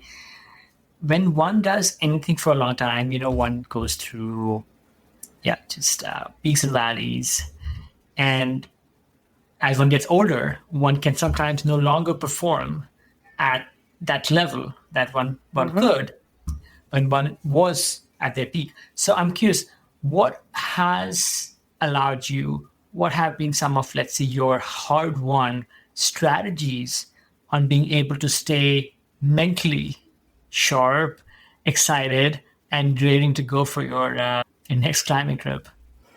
I think a lot of it's based on relationships and who you climb with. So having good people around that you are friends with, that you have dinner with, that you go do other things with. That's super important. Also changing it up a little bit, going to different places, maybe. Novelty is always good for keeping you fresh and keeping your motivation high. And as far as the aging thing, and yeah, certainly I was stronger in some ways, in most ways, I guess, but not in all ways. I think that psychologically, maybe I have some advantages that I didn't have when I was younger. I have more patience and more acceptance. Even like, if I can't do a certain move and I think that I should be able to, because maybe at one time that sort of a move wouldn't have been as hard. I just put it in perspective and accept that this is what is right now. I'm trying my hardest. I don't have to complete this move or climb in order to feel like I'm a good person. I'm out here doing it. That's the most important. And I'm having a good time. It's still the same experience of trying something and learning about the movement and eventually, figuring it out, or just if you're on-site climbing, that experience is still the same. It doesn't really matter if maybe I might have been a little bit stronger when I was in my 30s, obviously. So I think it's just the expectation that people place on themselves, and they judge themselves in a way that's not very healthy, because, it's who cares? Nobody really cares about what you're doing. You do. I appreciate those points you have about keeping in check, who is doing the caring. And like you said, it's usually just ourselves. Yeah. Who are doing that activity, who are responsible for it, who get joy or despair, whatever the emotion. I think we are in control of that. I'm sure over the years you've often gone back to maybe some climbs that you've done before, right? And your performance has probably changed on them. And do you ever find yourself comparing yourself or comparing your current performance when, let's say, you're on side of the route, without even thinking, or you warmed up on something and now you get back to it and maybe it is slightly harder? Do you find yourself comparing your current level to your past level? And if that happens, how do you bring yourself back to the moment? Yeah, maybe. Like when I was in Waco, I got on this thing called Blake Roof, and they called it 511. And I remember looking at a photograph of it and thinking, yeah, my recollection of it was not like it was 511. It was more like 512, it felt like. So when I got back up there, I remembered that it was hard again, because it was really physical. And I actually fell on it. And I don't remember back in the day if I did it on site or if I just, kind of sussed it out. I shouldn't have fallen because, I just got a little bit confused about where the hold was, because you're going over a roof and there's a smaller hold and a bigger hold, and bigger hold was a little bit out of reach, and I should have done something different with my foot. But anyway, I fell on it and I was like, darn, I shouldn't have fallen on that. But it was a hard move, and it wasn't 511. Yeah. So, yeah, I mean, in any situation where I could have done a better job, I think about it and like, what did I have wrong? Was I just tired that day? Was I distracted? And it was true. I was a little bit tired from all the work I was doing out on my property and climbing the day before and whatever. But still, it's not a big deal. At the same time, it's not something that I hold on to as like, oh my God, I feel so bad. No, it's not that. It's just an observation. And I try to just stay focused on the positive aspects of climbing and not like comparing myself or competing with other people. That's, it's not as productive as just appreciating what you're doing and trying hard and recognizing when you are distracted and, what went on in your mind, because that is where the learning takes place for me. Yeah, I mean, again, it's one of those lessons that I feel I have to learn over and over again, that it's really like, yeah, the biggest battles I have to fight in my own mind to overcome my own fears and doubts. But at the same time, physical preparation is so important. And Lynn, you have stayed so consistent with your climbing. I think I remember a few years ago, again, I think you were at Rico, I think it made the news. You did a pretty hard boulder problem. I don't know if it was Chablanc. Chablanc, yes, Chablanc, like a V11 or something. It's a cool name. It kind of, maybe it's a foreign language, but that name kind of stays with you. What are some of the things, Lynn, that you do today to keep yourself in shape? How has that training also evolved over the years? Right? Yeah, just how you exercise, how you look after your body, how you eat. What have you found to be the most useful to you? Okay, so we'll start with what do I do for training? I do some yoga, some Ashtanga yoga. My friend Olivia Shu, she's really good at that, and she's also a good climber. And so I climb with her and train with her. And I think that's helped. In a competition many years ago, I sprained my ankle, and I think I tore the ligament completely. And so I have to be careful not to roll it when I place my foot. If it's not completely straight, or if it's cocked to the side and it's downward sloping, like on uneven ground, I can roll it. But I haven't rolled it in a long time, and I'm actually getting a lot better with the functionality of it. And when you have an injury in the ankle, it affects everything, like your hip gets tight because you protect that part of your body. So that's been a really good new activity, relatively new. It's been a couple of years now, I guess, that I've been doing that. And then I also, because I'm an endurance climber, I decided that my weakness is power. So I spend time on... I don't know about that. You went and climbed, we just talked about, you went and climbed like Chablanc, like every 11. That was just a few years ago. No, that was in 2008. And I don't think I can do it again. That I've gone up there and looked at it and went, oh my God, how did I do this? But yeah, so that is a really hard boulder problem. I don't know how much the boulder problems change over time because they get greasier. Sometimes things break. I don't really know. The climb seems pretty much like it was, but there's one edge that just, I remembered it feeling better than when I grab it now. It's like, oh my God. So yeah, so power is important to me, and I really enjoy climbing on the kilter board. So that's been good.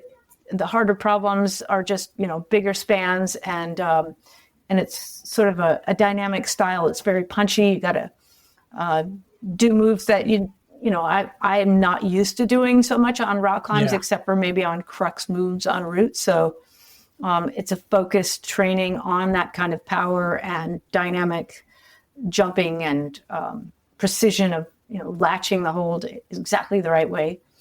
And then how your legs swing out and how you place them back on the wall. Sometimes I do, rope climbs in the gym, but less often than, the bouldering style at this point. But I also like going to places like Rifle, which is kind of, it's powerful, but they're routes. They're sometimes pretty long routes. So you have to have endurance for that. And rope climbing is my form of training for that. I also have a dog. So I take him out every day, twice a day. He's actually waiting for me now. He's a little hungry and probably wants to go for a walk. But that gets me out. It's also good socially because I've met a lot of my neighbors by having a dog. So that's been a good lifestyle thing, but it's also heartbreaking when I have to leave because, it was supposed to be my son's dog, but it's actually my dog at this point. I've heard that story a few times. Yeah, I'm sure you have. Yeah. So, so those are the basic things that I do for my physical training. In the winter, I'll do skiing. That's really good cardio. I try to go as fast as I possibly can hang on for between an hour and a half and 2 hours usually. It's a really good workout. Plus, it's a little bit higher altitude than where I'm at now.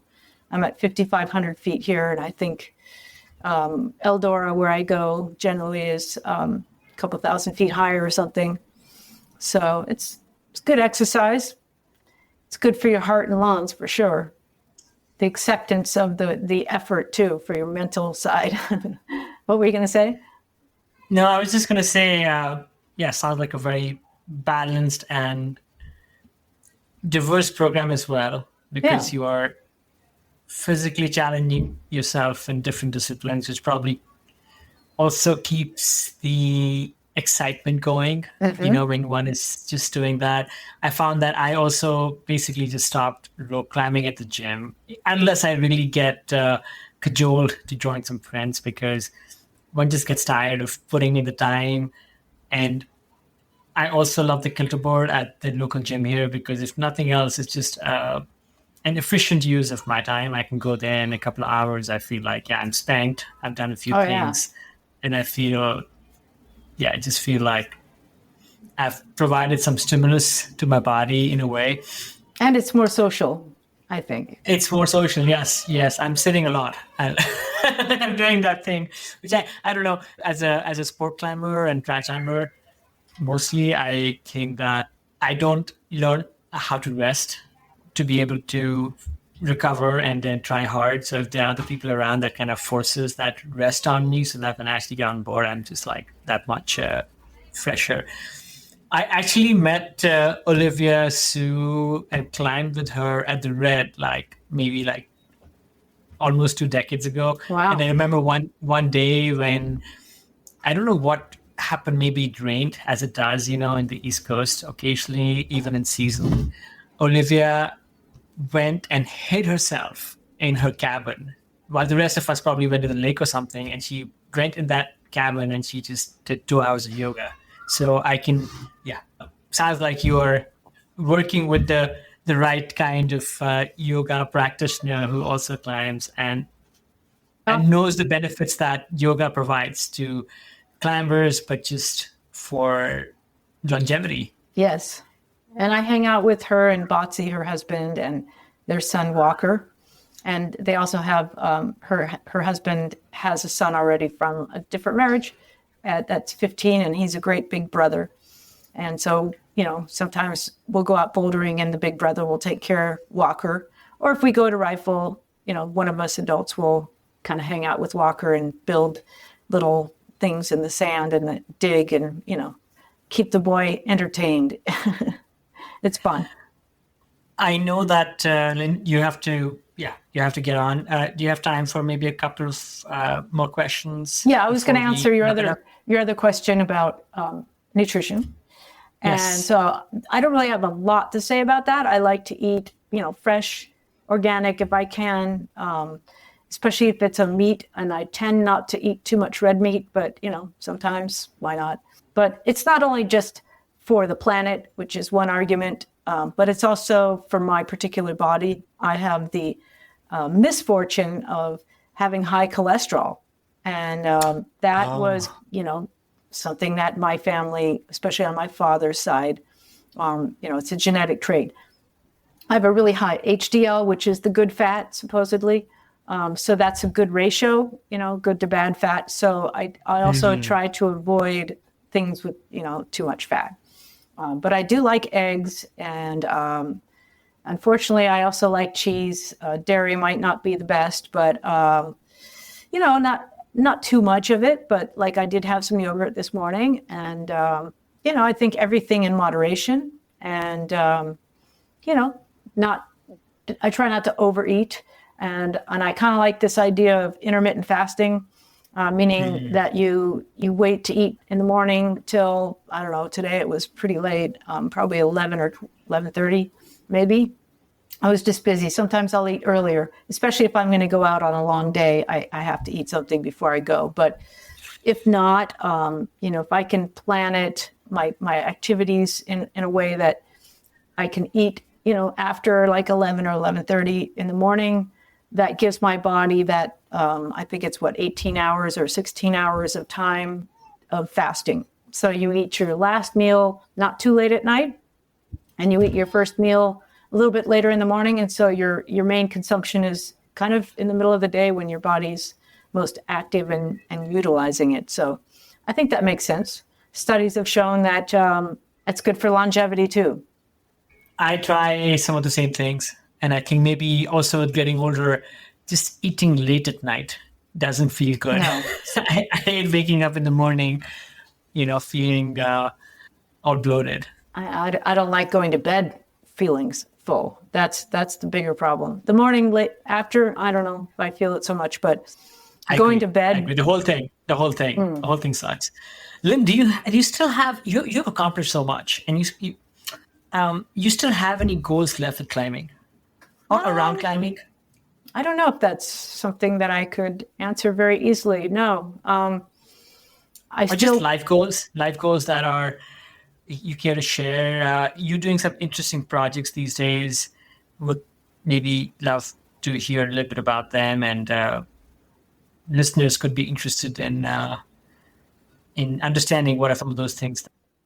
I like to design things. I have some ideas that I haven't really had the time or money to throw into it, because if I were to develop something, you have to put a lot of money into it or get partners, and that's complicated. So there's one idea that I have that has to do with climbing panels, and that's something I've kind of left on the side for now because Waco is taking a lot of my time.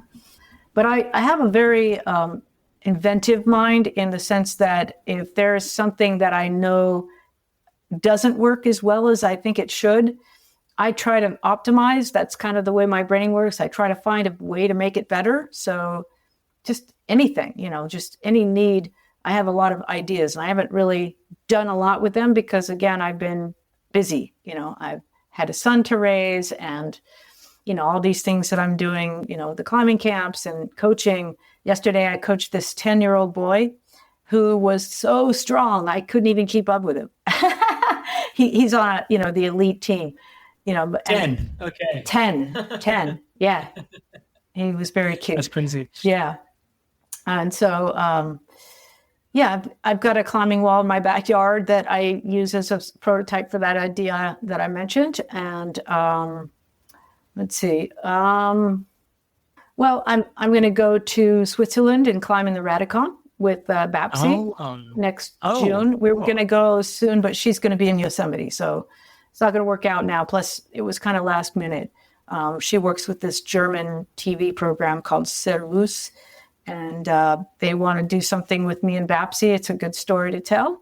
And the Radicon is this beautiful limestone, very steep. Sure. We're not going to try to break any records or anything, but the idea is the journey and the relationship. So I think that's what they're going to focus on. So I like doing things like that. The camp in Joshua Tree, it's always, each group is different, but it seems to have a similar feel that at the end of the weekend, when we download, we all get in a circle and we talk about what we learned, what we appreciated. There's one question, everybody around the group answers it, and people cry. They just get so emotionally, and they're going through stuff. Like last year, 3 of them, their mothers just had passed away, so they're processing things that don't have anything to do with climbing, but somehow being in this location with people that they feel connected to in this very special way gets them into this mental state, almost a spiritual level, that I find really gratifying, and obviously they do too. So keeping that focus to develop my ability to cultivate these experiences for people is a challenge that I think is a worthy one. Can anybody join these courses, Lynn? Well, they're private. Any of the listeners want to? Well, I don't organize it in Joshua Tree. That's Cliffhanger Guides, and this camp is only 10 people. I think we have an 11th person that was a scholarship for a woman. And I believe they picked the Brown Girls climb person, but I'm not really sure. We're introducing also diversity, but it was, my initial focus was like single moms or moms. And we got a lot of applicants for that. It was, they gave their whole reason why they wanted to come and how they would carry the message on to other people. So I think that's a really cool thing to do, is invite somebody who wouldn't otherwise be able to come. And I want to do the same sort of thing in Waco Tanks eventually, as well as do like groups, like teams, like the ABC team, where this kid that I mentioned that I climbed with.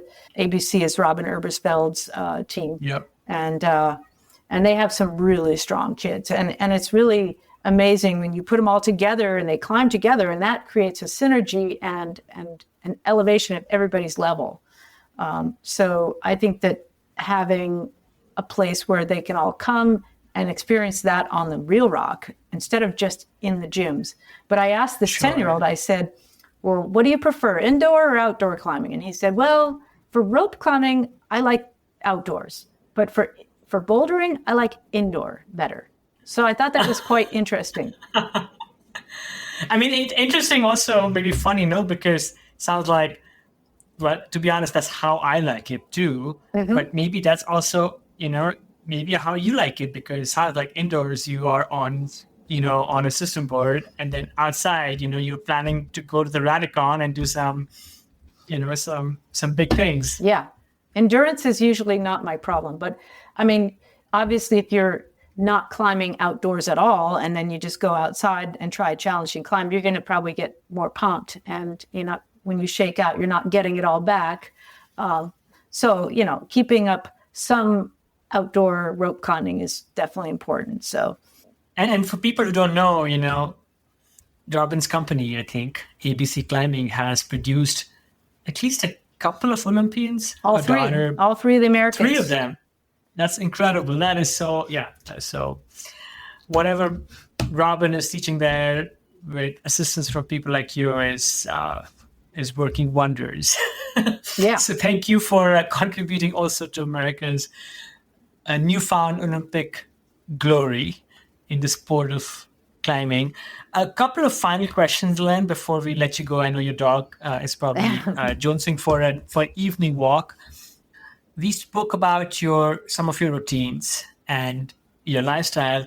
I'm curious, what maybe, let's say, one mundane or seemingly ordinary thing that you do every day that brings you outsized returns? Well, I guess the dog would be the thing I do every morning. Okay, sure. But maybe you're talking about something different. I'm not really sure how to answer it. But yeah. That could be something. I guess so, because that brings me around the neighborhood, and I end up having conversations with people building houses, people, that have lived here for a long time. I'm a curious person and a very social person. That way, like my mother probably was a good example for me, because she was very curious and asked strangers questions. And I realize now as an adult that not very many people do that. I don't know why, but I'm not shy to ask somebody that I don't know a question. I find that to be very normal. And when I walk down the alley, there are some people that don't even look at you, as though we were in a big city. And I find that shocking. Every time I'm walking down the alley, if somebody's walking by, I'm going to look at them, and not just look at them, but I'm going to look at them in the eyes, and I'm going to say hello. It's a very natural thing to do. But I find that sometimes people are either too stressed out, or they're just in their own head, and they forget these things. So maybe that's something significant, to get people to realize that we're, a human community, and we need each other. And even if you don't want to even look at me as I walk by, maybe you're missing something. Lynn, I'm a single dog dad as well. I adopted, I started fostering a dog over COVID, and you know how those fosters go. Ended up keeping this dog, and that's my way of learning about my neighbors. Because having a cute, friendly dog, either mine or theirs, sparks interest, sparks a conversation. And Lynn, maybe a slightly more serious question, but what may have been the greatest gift you have received, and maybe one that you have given others? Well, I think the greatest gift that I received in terms of the climbing world is just having that opportunity to focus on climbing. And it doesn't have to be the climbing world. It can just be like being a mother, for example. In life. Yeah. Okay. That has a mixed blessing, though. I think it's one of the hardest things I've ever done, but I don't, I would it would be weird to see my life without my son in it. And so, he's been a teacher in a way of looking at like a reflection of yourself, and also how he is different and how I can be a guide for him. I have to remind myself that, this is his life. I can do as much as I can to support him, but it's up to him to make those choices. So just having that perspective of what it's like to be a kid growing up in his time period, Gen Z, versus mine. I'm a baby boomer. Our worlds could not be more opposite. And the values of those worlds definitely are so completely different. And I always looked at I thought about when I would have a kid, oh yeah, I'm going to be this cool mom and I'll take him climbing and do all these things. I had these ideas, but it turns out my son doesn't even climb. And he likes to play music. He did do parkour, and actually he was quite good at that. And the tumbling they call tricking. He could be a very good climber because he could jump, and he's got spring in his legs, and he's got more power than me. Actually, probably has more potential on that physical level. But if you don't have the passion for it and the determination, it doesn't really matter. So that's been the greatest lesson, is just understanding how to be a guide for your son. That your kid, because you have a lot invested. I bore him out of my body and brought him into this world and raised him, and yet he is his own person, and he enjoys music and not climbing. And Lynn, what about the greatest gift that you have received yourself? Well, that to me is a receiving gift, I guess. that was more like, no, the first thing that I said was about, having this opportunity to be in the position that I was at that time in history, to be able to be, like I talk to my friend Mari Gingery all the time about this, like we lived the best time as climbers because we went to these places when they were pristine. There were very few people. We pretty much all knew each other. There were, some people we didn't know, but it was a small community. So it was an intimate kind of social scene. And the rules and the restrictions didn't exist. And we had the opportunity to do so many beautiful first ascents and first pre-ascents that was probably the biggest gift, to be there before climbing got so popular. Certainly. Well, it's also, I don't know, there were some things which were certainly more pristine, but at the same time, there were some things, I'm sure, which were more challenging. For example, in today's world, one can learn so much about sport, about techniques, about training, access to gyms. And I think those tools are there, and it's up to us how to let them be creators or destroyers. It's really the individual. For sure, I agree. But there was less choice, and there is beauty and otherwise in that, in the 90s and before, in climbing or in life. And in today's world, again, the same thing. There is so much choice, which can be beautiful, but it can also be corrosive. Well, actually, figuring it out for yourself and having to discover it, or the joy of discovering it was part of that. I really appreciate having to be inventive, and we didn't have all the gear that we have today, so we had to be really good at calculating our risks. Is this gear going to be good enough for what we're about to climb? So there was a lot more adventure and a lot more problem solving that people don't have, because you can Google it or you can look up something and you can get the beta. Sure. And I actually kind of like not having the beta. I prefer just figuring it out myself.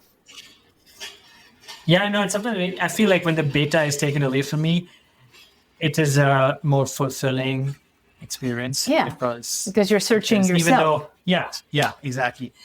Lynn, where can people find you if they want to learn more about who you are?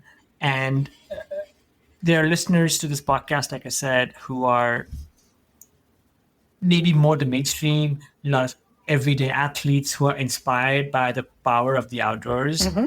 And I'm wondering, is there a way that the listeners can help you? You have been inspiring us for generations. How can listeners be of help to you? Well, I have a website, lynnhillclimbing.com, and you can write a message to me, lynn@lynnhillclimbing.com. If anyone wants to help out with the Waco project, that'd be great.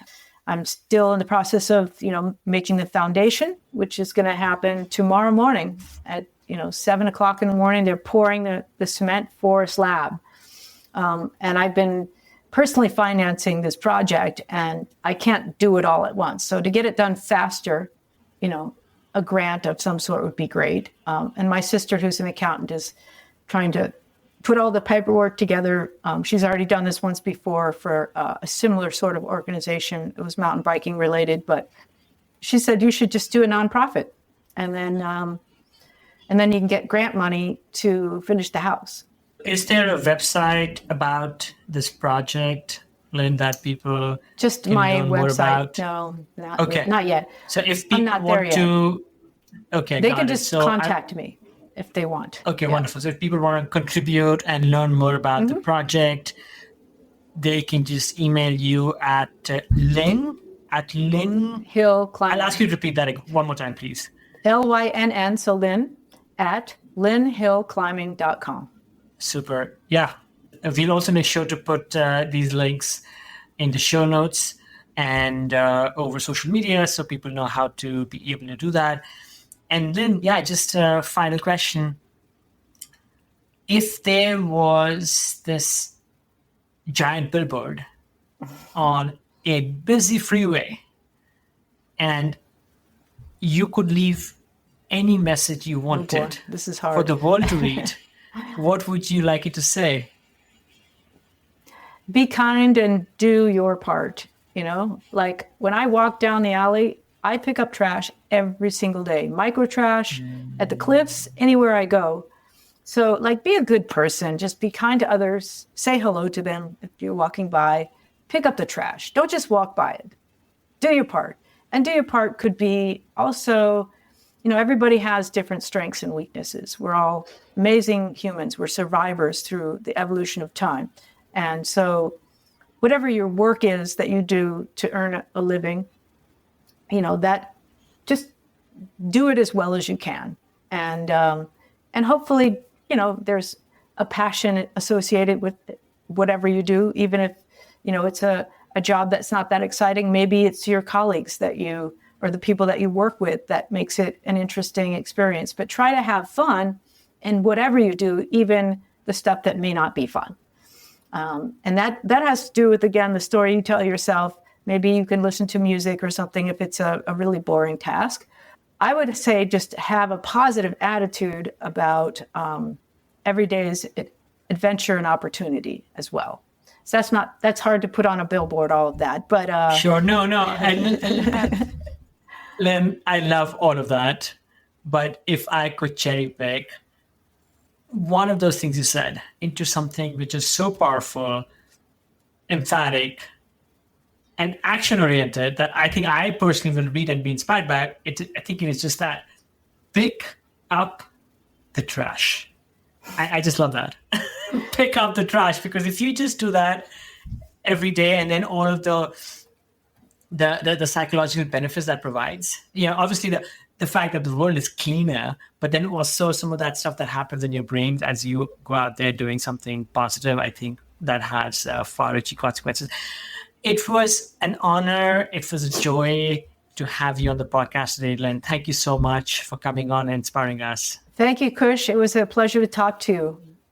And good luck with all of your climbs. And hopefully we'll meet in person in one of these beautiful areas that we love to climb in. I would love that. And my first time in Waco was over 2 decades ago. 1 year into climbing, I didn't know what I was doing, but I would love to return and visit this foundation that you are setting up. Yes. Well, I'd love to see you out in Waco.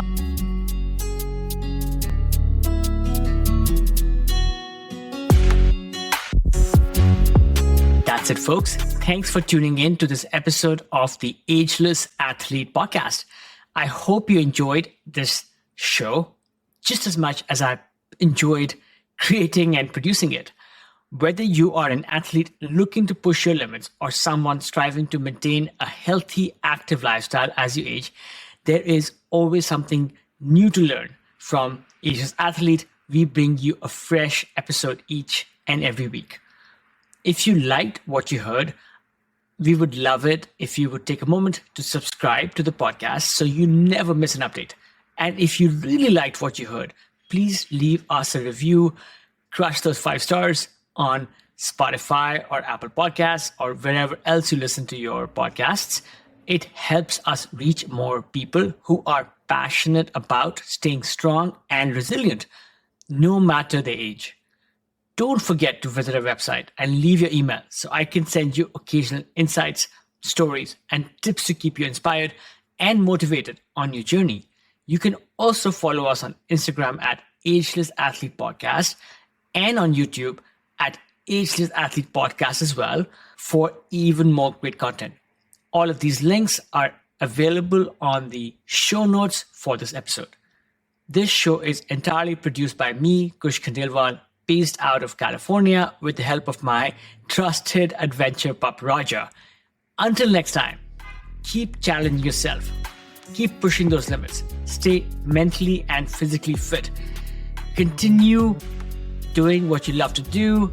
And my friends, stay ageless.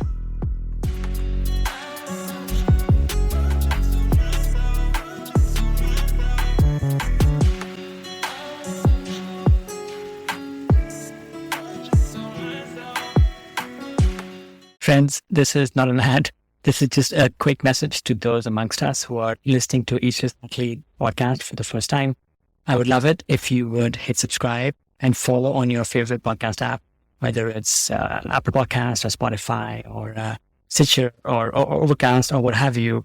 We bring you stories and routines and other inspiration from elites in the world of the best outdoor sports. In each episode, you will find how these athletes stay connected to the outdoors, maintain peak performance, and continue to thrive as they age. I encourage you to look through prior episodes and listen to a couple and see if they resonate. And then, come back next week. We release an episode each week. And I am really inspired to bring you some of the best stories from the world of the outdoors. Okay, back to the show.